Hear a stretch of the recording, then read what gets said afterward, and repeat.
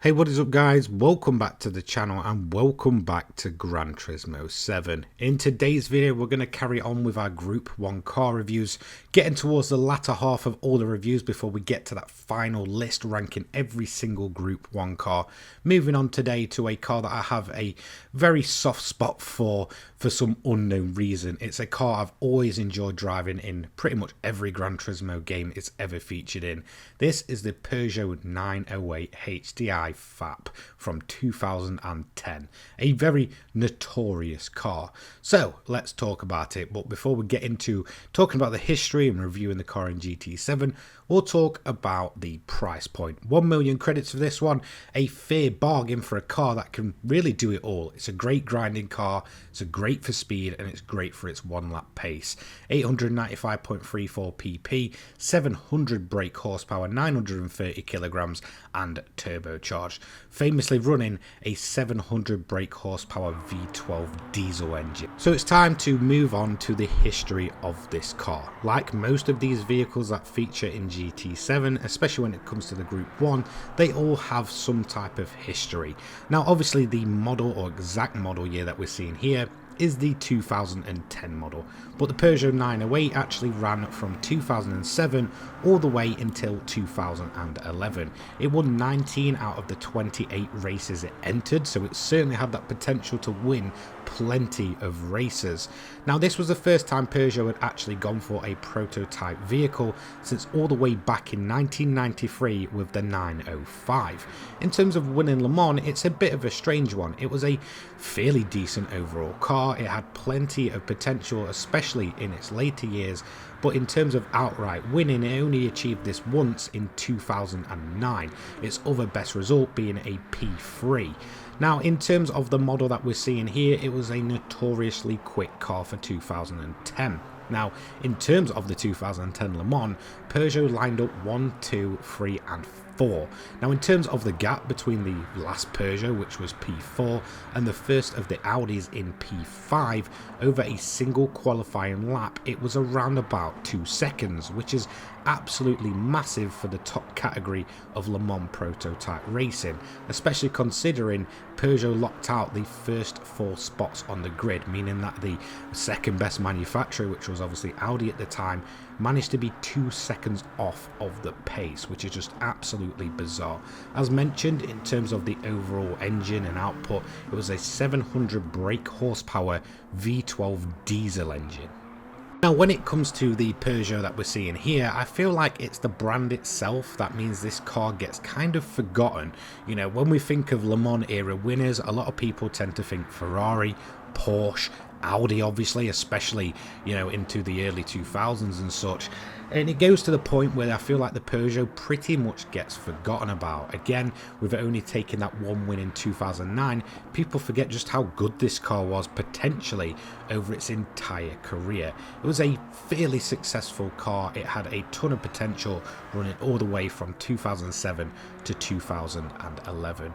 It definitely did great things for Peugeot, and I feel like in terms of its racing potential, it's a bit of a forgotten gem in terms of, you know, overall motorsport. It really isn't spoken about as much as I feel it does deserve.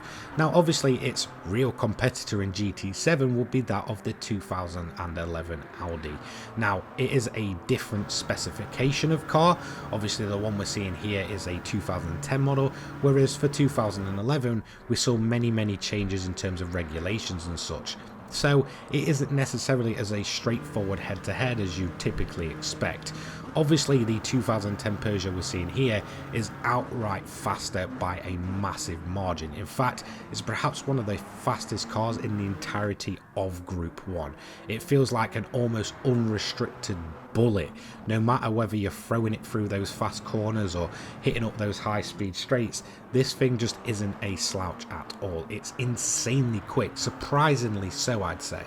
Now, when it comes to Group 1 cars for Gran Turismo 7, you'll hear plenty of people talk about the 787B, obviously all of the 2016, LMP1 machines and such, that I feel like it's a kind of rinse and repeat from its real world, I guess, results and potential that the Peugeot just kind of goes forgotten about. I remember running this thing, I think in Gran Turismo 5 or Gran Turismo 6, in which it absolutely blew me away, and then since then it almost seems like a staple of the Gran Turismo series, and I hope it does stay in for many more iterations of Gran Turismo to come. It feels like a bit of a modern day legend, almost like the Audi R18 TDI from 2011. These two cars definitely feel like the staple of their time, but also cars that can become future legends, especially in terms of the Gran Turismo world, and if they're going to carry on with the same system over time. So certainly these feel like absolute bona fide, I guess, modern legends. There's no other way to put it, but for me the Peugeot stands out as the better of the two, and perhaps one of the best cars in Group 1. In terms of another potential that this car has, it's a great grinding car. Whilst you do have to, I guess, kind of nerf the power and, I guess, tone it down a bit, you still get plenty of performance from it, whether you're building it for 800 and such, or even as low as around about 750. You can get plenty of performance from this car, whether it's nerfed or running at its full potential like it is here over a single lap. I'd say the only real performance downside of this car is actually the brakes. I found that they're rather quite spongy and they're not as reactive as what we saw in the likes of some of the Audis, Toyotas and such. It definitely feels like that is a weak point, but typically you are going much quicker than you would in, say, the 2012 Toyota or the 2011 Audi. So again, it's kind of a drawback, but you are typically going much quicker, meaning that if you kind of go from one to another, you are going to have to begin to adjust much quicker for the 908 to get its maximum potential. But once you do, this car is absolutely fantastic. If you've never tried it, trust me, don't sleep on it. This car is definitely worth your time, especially at the 1 million credit price point. So with its lap done, let's head over to the lap time leaderboard. Now, once I headed over to the leaderboard, this one did surprise me quite a bit. It is currently a Peugeot 1-2 at the top of the leaderboard, both ruling the VGT class of Group 1 cars and also leading the more modern iterations of the Group 1 class. So as you can see, the 908 HDI comes in with a PP rating of 895.34, racing mediums and an overall time of 5 minutes 42.626.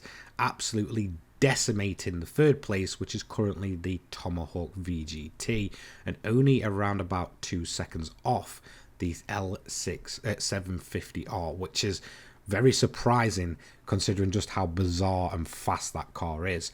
So the Peugeot, fully recommend it. Feels like a bit of a modern day legend, and I definitely see this one becoming a bit of a staple of the Gran Turismo games as they kind of go on. A bit like the Toyota GT1 and such from the late 90s typically should be. Hopefully it doesn't fade away just like those Toyotas have, and it stays in Gran Turismo pretty much forever. Thanks so much to my members: Louis Vieira, Old School Gamers, Crazy Cobra, JRO49, Cole Wyatt, Phil Wilmot, Dominic Saylor, Dan, Sean and Chris 75572 for your continued support. Thanks so much for watching. We're getting towards the end of this list now, so we only have a few cars remaining, and then we are going to get to the final ranking of every single Group 1 machine. I'll see you in the next one. Take care, guys. Peace.